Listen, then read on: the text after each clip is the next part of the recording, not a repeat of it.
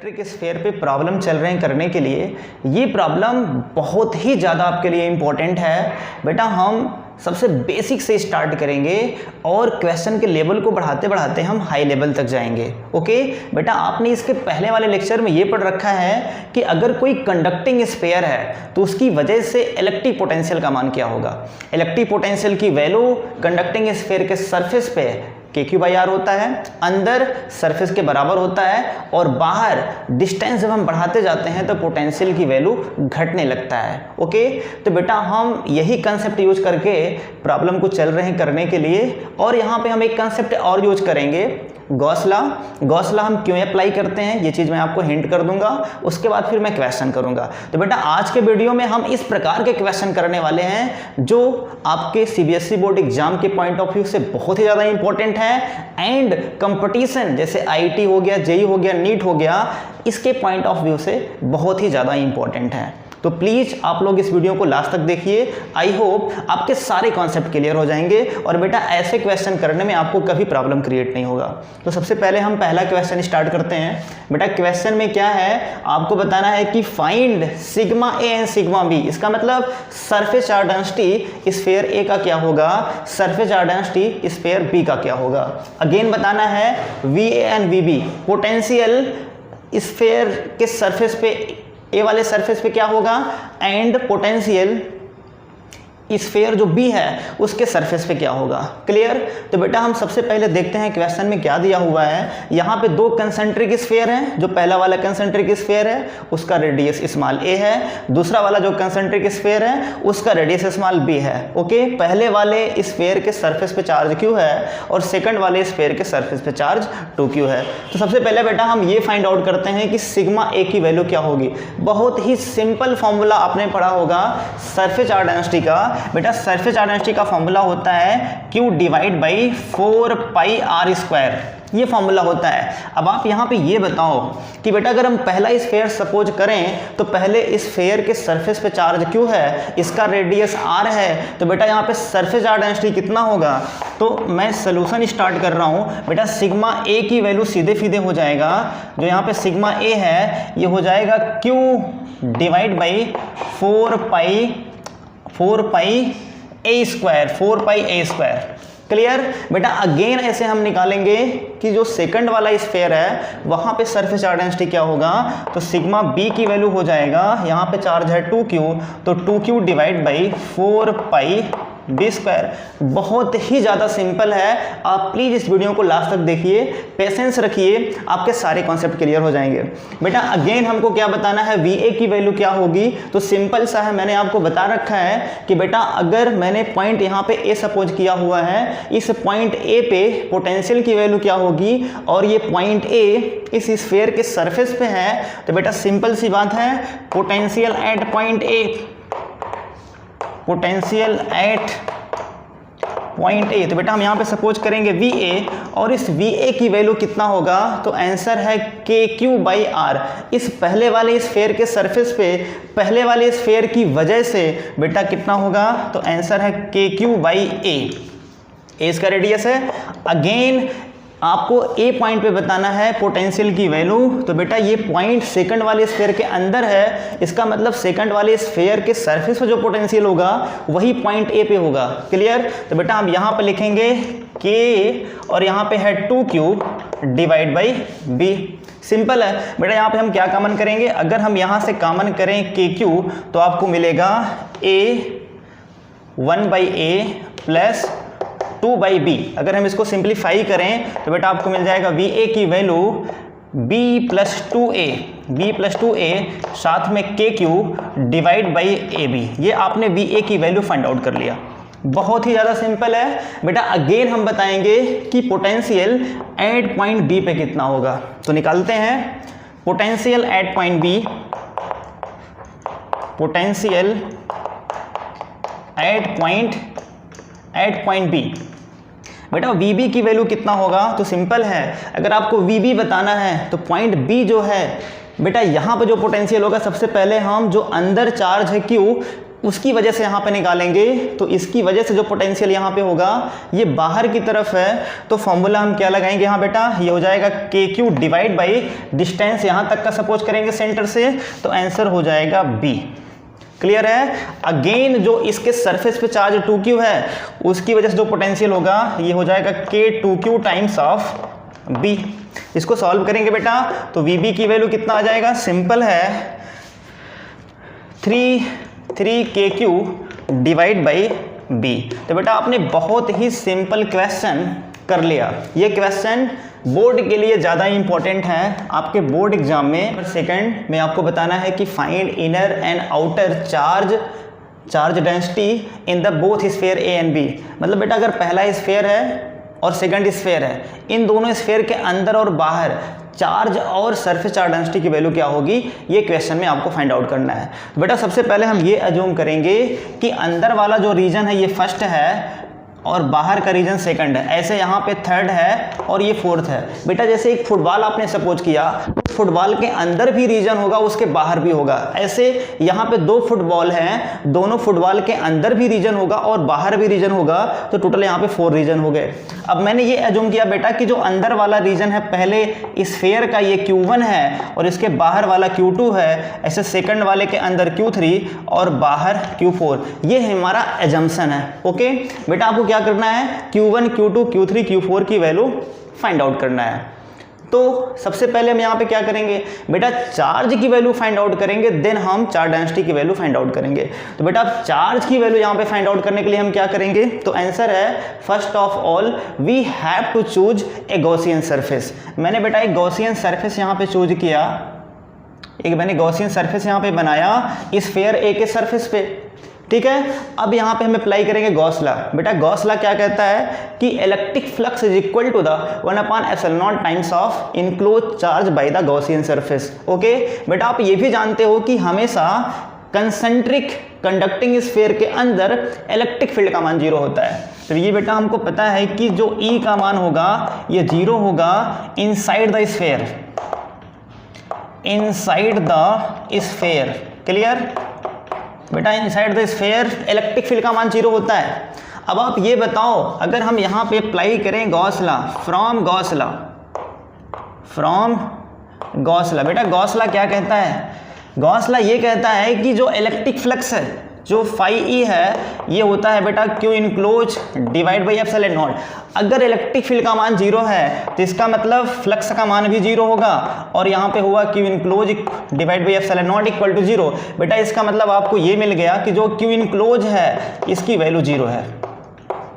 एक बात सपोज किया हुआ है तो नेट चार्ज का मान 0 होना चाहिए। तो बेटा यहाँ पे हम सपोज करेंगे Q प्लस Q1 बराबर 0 और यहाँ से आपको मिल जाएगा Q1 की वैल्यू माइनस Q। तो बेटा आपने एक चीज़ ये फाइंड आउट कर लिया कि Q1 की वैल्यू कितना है, माइनस Q। क्लियर है, ये आपका पहला आंसर हुआ। अगेन बेटा हम क्या निकालेंगे, Q2 की वैल्यू क्या होगा, तो नेट चार्ज इस पे कितना है, -2Q है। अगर अंदर -Q हुआ इसका मतलब इसके बाहर कितना होगा, -Q, तभी इस पूरे स्फीयर पे चार्ज -2Q रहेगा। इसका मतलब बेटा अगर हम Q2 की बात करें तो ये बात तो कन्फर्म है कि जो यहाँ पे Q2 होगा ये हो जाएगा -2Q plus Q equal to आ जाएगा -Q। अगर यहाँ पे नेगेटिव चार्ज है तो इंडक्शन की वजह से इस पे जाएगा +Q हो जाएगा और -2Q प्लस Q बराबर -Q। तो बेटा आपने Q2 का मान निकाल लिया -Q। क्लियर है, ये हो गया। अगेन बेटा हम क्या करेंगे, इस स्फीयर जो थर्ड वाला स्फीयर है इसके अंदर और बाहर निकालेंगे। तो फिर से वही कंसेप्ट, मुझे अप्लाई करना पड़ेगा गॉसियन सरफेस। तो बेटा फिर से यहाँ पे मैंने गॉसियन सरफेस अप्लाई किया और गॉसियन सरफेस अप्लाई करके हम क्या करेंगे, गॉसियन सरफेस अप्लाई करेंगे और बेटा उसमें क्या होना चाहिए, नेट चार्ज का मान 0 होना चाहिए। आपने यहाँ सपोज किया हुआ है चार्ज Q3 है, बेटा इसके अंदर चार्ज कितना है, -2Q और +Q है। इसका मतलब Q और यहाँ पे -2Q प्लस Q3 ये बराबर 0 होना चाहिए। तो बेटा यहाँ पे Q3 की वैल्यू आ गया सीधे Q। इसका मतलब बेटा ये है कि यहाँ पे जो चार्ज होगा ये Q बराबर ये हो जाएगा Q। क्लियर है, ये आपने फाइंड आउट कर लिया। ठीक बेटा, अगेन आपको बताना है कि इसके आउटर सरफेस पे चार्ज कितना होगा। तो सिंपल सी बात है, अगर आपको आउटर सरफेस पे निकालना है तो बेटा Q4 की वैल्यू कितना होगा, तो ये हो जाएगा 3Q माइनस Q बराबर 2Q। तो बेटा जो Q4 की वैल्यू आया ये कितना हो गया, तो आंसर है 2Q। ऐसे भी आप निकाल सकते हो। अब आप चेक कैसे करोगे, Q3 एंड Q4 का मान कितना होना चाहिए, 3Q। देखो 3Q हो भी रहा है। Again Q1 Q2 and Q1 की वैल्यू कितना होना चाहिए, तो आंसर है -2Q। -2Q यहाँ पे हो रहा है। तो कहने का मतलब बेटा ये हमारा जो आंसर है बिल्कुल राइट है। आपने यहाँ पे चार्ज की वैल्यू फाइंड आउट कर लिया है। अब आपको बताना है कि सरफेस चार्ज डेंसिटी की वैल्यू क्या होगी। तो यहाँ का सिग्मा 2 है, तो बेटा सिग्मा 1 बराबर सिग्मा 2 आएगा, चूंकि चार्ज यहाँ पे इक्वल है तो -Q डिवाइड बाई 4 पाई ये हो जाएगा r²। ये आपने फाइंड आउट कर लिया, सरफेस चार्ज डेंसिटी आ गया। अगेन आपको बताना है कि सरफेस चार्ज डेंसिटी की वैल्यू यहाँ पे कितना होगा, सिग्मा 3 की वैल्यू। बेटा जो सिग्मा 3 आएगा, यहाँ पे चार्ज है Q, तो ये हो जाएगा Q डिवाइड बाई 4 पाई और रेडियस है 2r, तो ये 2r² हो जाएगा। अगेन अगर हम सिग्मा 4 की बात करें तो सिग्मा 4 वाले केस में बेटा चार्ज 2Q है, तो 2Q divide by 4 pi into 2r का होल स्क्वायर। इसका मतलब अगर दोनों में रिलेशन हम निकालें तो बेटा हो जाएगा सिग्मा 4 की वैल्यू 2 टाइम्स ऑफ सिग्मा 3। बेटा आपने इस क्वेश्चन में चार्ज की वैल्यू हर रीजन में फाइंड आउट कर लिया और सरफेस चार्ज डेंसिटी की वैल्यू फाइंड आउट कर लिया। नेक्स्ट क्वेश्चन का लेवल थोड़ा सा ज़्यादा मैंने कर दिया है। ये क्वेश्चन IIT मेंस और नीट में ऐसे क्वेश्चन आते हैं। वैसे इसमें क्या करना है आपको, यहाँ पे दो कंसेंट्रिक स्फीयर है, sphere A and sphere B। Sphere A का रेडियस यहाँ पे R है, स्फीयर B का रेडियस यहाँ पे 2R है। बेटा B वाले को ग्राउंड किया गया है, दिस इज ग्राउंडेड, और यहाँ पे की लगा हुआ है, दिस इज की। बेटा यहाँ पे चार्ज जो पहला वाले स्फीयर है इसके सरफेस पे Q है और सेकंड वाले स्फीयर के सरफेस पे -2Q है। बेटा आपको बताना है कि इसके अंदर और इसके बाहर चार्ज की वैल्यू क्या होगी, ये आपको फाइंड आउट करना है। Find charge on the inner and outer sphere. Okay बेटा, मैंने यहाँ पे सपोज किया कि यहाँ पे पूरे 4 रीजन्स हैं, first, second and third, fourth. इन सारे रीजन में आपको चार्ज की वैल्यू फाइंड आउट करनी है। बेटा सबसे पहले यहाँ पे ये ओपन है, क्लोज करने के बाद चार्ज की वैल्यू यहाँ पे क्या होगी, ये आपको फाइंड आउट करना है। बेटा मैंने इसको कर दिया क्लोज, ये मैंने कर दिया क्लोज। क्लियर। अब बेटा आपको क्या बताना है, सबसे पहले मैं ये एज्यूम करूंगा कि यहाँ जो चार्ज है बेटा, यहाँ का चार्ज है Q1 और इसके सरफेस ऊपर वाले का है Q2 और यहाँ का Q3 और यहाँ का है Q4। क्लियर। बेटा ये बात तो कंफर्म है कि Q1 की वैल्यू यहाँ पे कितना होगा, तो आंसर है 0। अगेन बेटा वही कंसेप्ट, हम गॉस लॉ अप्लाई करेंगे। अगर बेटा यहाँ पे हम गॉस लॉ अप्लाई करें तो क्या होना चाहिए, फ्रॉम गॉस लॉ से कि बेटा नेट चार्ज अंदर 0 होना चाहिए और अंदर कोई चार्ज तो है ही नहीं है। इसका मतलब यहाँ पे आ जाएगा Q इनक्लोज की वैल्यू 0। फ्रॉम कंसेप्ट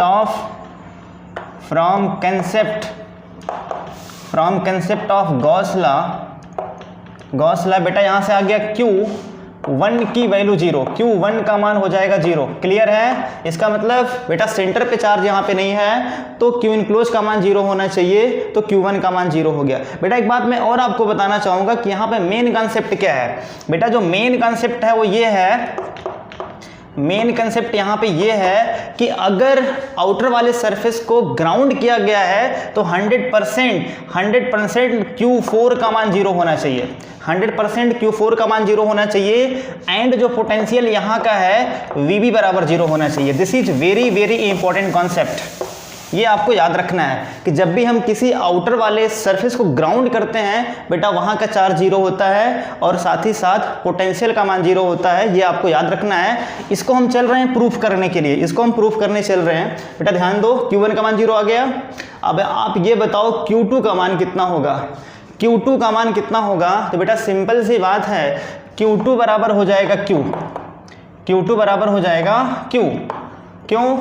क्योंकि बेटा अंदर चार्ज 0 है तो जो सरफेस पे चार्ज होगा वही सेम रहेगा। क्लियर है। Q2 बराबर Q हुआ। अब आपको बताना है Q3 की वैल्यू क्या है। तो बेटा अगेन हम अप्लाई करेंगे गॉस लॉ। यहाँ पे तुमने अप्लाई कर दिया गॉस लॉ।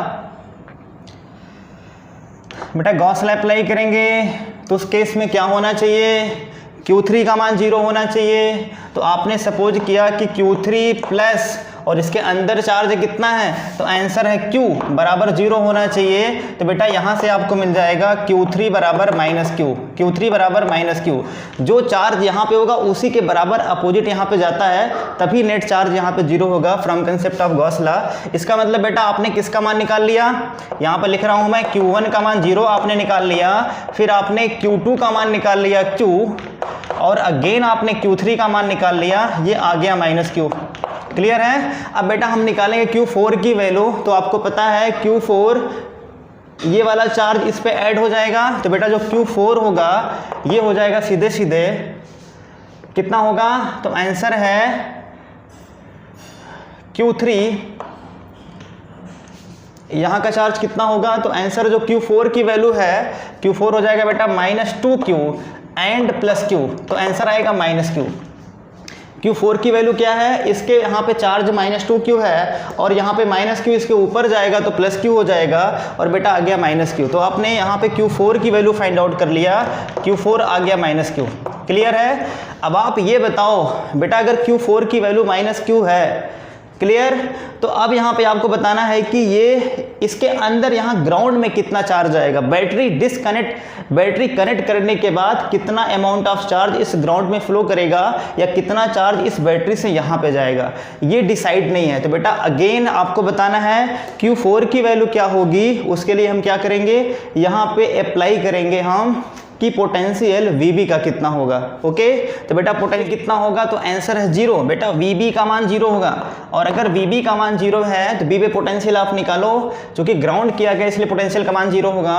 तो VB की वैल्यू हो जाएगा सीधे KQ डिवाइड बाई 2R, चूंकि यहाँ पे चार्ज Q है तो इसकी वजह से यहाँ potential KQ by 2R, again plus K, अंदर वाले पे -Q चार्ज है तो K -Q divide by 2R, और प्लस उसके बाहर जो है चार्ज आपने कितना सपोज किया है KQ4, और डिवाइड बाई बेटा ये हो जाएगा सीधे 2R इक्वल टू 0, ये दोनों कैंसल आउट हो जाएगा। इसका मतलब KQ4 डिवाइड बाई 2R की वैल्यू हो गया 0, और यहाँ से बेटा आपने देखा Q4 का मान 0 आया। इसका मतलब बेटा जो आपने चार्ज यहाँ पे -Q सपोज किया हुआ है, ये पूरा का पूरा चार्ज जब हम इस की को कनेक्ट करेंगे तो ये पूरा का पूरा चार्ज इस अर्थ में आ जाएगा। अब इसका मतलब कि यहाँ से निकलेगा +Q चार्ज, यहाँ से निकलेगा +Q चार्ज, और जा करके इसको न्यूट्रल कर देगा, या आप क्या कह सकते हो कि -Q चार्ज ग्राउंड में आ जाएगा। क्योंकि आपको पता है हमेशा चार्ज का फ्लो, पॉजिटिव चार्ज का फ्लो अर्थ से, चूंकि यहाँ का पोटेंशियल 0 होता है, यहाँ का पोटेंशियल नेगेटिव है, तो हमेशा इलेक्ट्रॉन का फ्लो लोअर पोटेंशियल से हायर पोटेंशियल की तरफ होता है। तो बेटा नेगेटिव चार्ज इधर से फ्लो करेगा और पॉजिटिव इधर से फ्लो करेगा, फाइनली आपको मिलेगा। बेटा इसके पहले वाले क्वेश्चन में आपने इस बाहर वाले स्फेयर को ग्राउंड किया था। ओके, अब यहाँ पे अंदर वाले को ग्राउंड किया गया, सेम क्वेश्चन है, आपको बताना है कि चार्ज की वैल्यू अंदर और बाहर क्या होगा। क्लियर है। तो बेटा सबसे पहले हम क्या करेंगे, सेम कंसेप्ट यहाँ पे अप्लाई करेंगे गॉसियन सरफेस, और बेटा अंदर कितना होना चाहिए, इलेक्ट्रिक फील्ड का मान 0 होता है, तो बेटा चार्ज का मान 0 होना चाहिए, और अंदर चार्ज है भी नहीं। तो अगर आपने सपोज किया कि यहाँ का चार्ज Q1 है, यहाँ का Q2, यहाँ का Q3 और यहाँ का Q4, तो बेटा Q1 का मान 0 होगा, ये कन्फर्म हो गया। Q1 का मान 0 होगा, कन्फर्म हो गया। बेटा Q2 का मान कितना होगा, सीधे Q2 का मान किसके बराबर हो जाएगा, Q के बराबर हो जाएगा, ये भी कन्फर्म है। बेटा Q3 की वैल्यू क्या होगी, तो अगेन अप्लाई करेंगे हम गॉसियन सरफेस, और बेटा क्या होगा, चार्ज का मान 0 होना चाहिए, यहाँ पे चार्ज है Q, इसका मतलब यहाँ पे -Q होना पड़ेगा तभी 0 आएगा। तो सिंपल सी बात है Q3 बराबर हो जाएगा -Q। क्लियर। अब बेटा Q4 निकालना है, तो Q4 बराबर कितना होगा, चार्ज 3Q है और यहाँ पे चार्ज है -Q, उधर जाएगा +Q हो जाएगा, तो 3Q प्लस Q बराबर आ जाएगा 4Q। इसका मतलब बेटा Q4 की वैल्यू आ गया 4Q। तो आपने चार्ज की वैल्यू आसानी से फाइंड आउट कर लिया। अब यहाँ पे जो सबसे इंपॉर्टेंट बात ये है, चार्ज ग्राउंड में फ्लो कर रहा है या फिर ग्राउंड से इस सरफेस पे आ रहा है। तो मैंने एज्यूम किया कि जब हम इसको यहाँ से कनेक्ट करते हैं, कनेक्ट करने के बाद यहाँ पे जो चार्ज फ्लो करता है दैट इज कॉल्ड Q1। मैंने Q1 सपोज किया, चार्ज यहाँ बेटा फ्लो कर रहा है। अब आप ये बताओ, अगर ये ग्राउंड है तो बेटा यहाँ का पोटेंशियल कितना होगा? तो आंसर है 0, VA का मान 0 होगा। बट ये कंपलसरी नहीं है कि यहाँ का चार्ज 0 हो, इस सरफेस का चार्ज 0 हो, ये कंपलसरी नहीं है। चार्ज 0 हो भी सकता है और नहीं भी हो सकता है। बेटा आपने आउटर वाले सरफेस पे क्या किया था? चार्ज का मान 100% 0 कर दिया था। बट यहाँ पे ये कंपलसरी नहीं है कि चार्ज की वैल्यू 0 हो भी सकता है, नहीं हो सकता है। This is very very important point. Apply करते हैं बेटा फॉर्मूला। तो VA का मान कितना होगा? तो आंसर है KQ1 डिवाइड बाई, यहाँ पे निकाल रहे हैं इस खुद की स्फेयर की वजह से, तो KQ1 divide by R plus K minus Q। यहाँ पे चार्ज बेटा Q है, इस पे कितना चार्ज है? तो आंसर है यहाँ पे चार्ज है -Q, तो ये हो जाएगा सीधे सीधे K कितना होगा ये? तो आंसर है बेटा K minus Q divide by 2R और प्लस अगेन K, और यहाँ पे सपोज करेंगे हम 4Q और ये डिवाइड बाई 2R बराबर 0। क्लियर है बेटा? अब यहाँ पे क्या करेंगे, हम इसको सॉल्व करेंगे तो ये कितना आ जाएगा सीधे सीधे? तो ये हो जाएगा KQ1 divide by R plus, और ये हो जाएगा 3/2। ओके, यहाँ से हो जाएगा 3/2R इक्वल टू, एक मिनट, यहाँ से आ जाएगा KQ times of 3KQ divide by 2R equal to 0। तो बेटा यहाँ से आपको क्या मिलेगा? यहाँ मिल जाएगा सीधे सीधे Q1 की वैल्यू -3/2Q।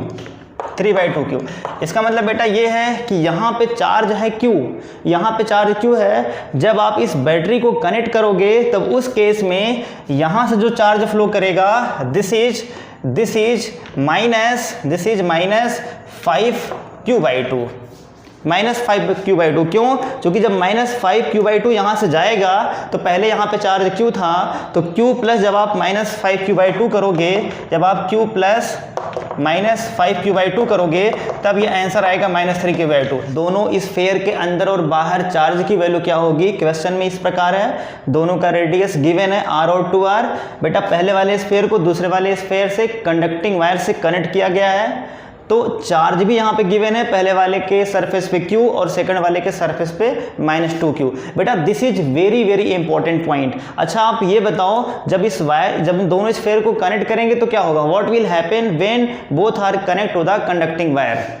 बेटा बहुत ही सिंपल इसका आंसर है कि पोटेंशियल का मान 0 होगा, पोटेंशियल का मान कांस्टेंट होगा।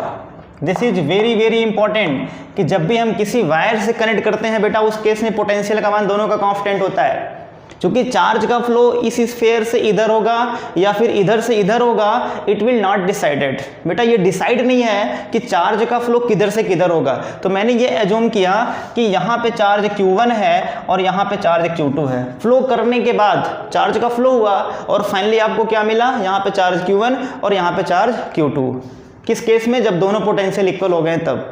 अब आप ये बताओ, फ्रॉम कंजर्वेशन ऑफ चार्ज क्या कहता है बेटा? फ्रॉम कंजर्वेशन ऑफ चार्ज क्या कहता है? बोलो।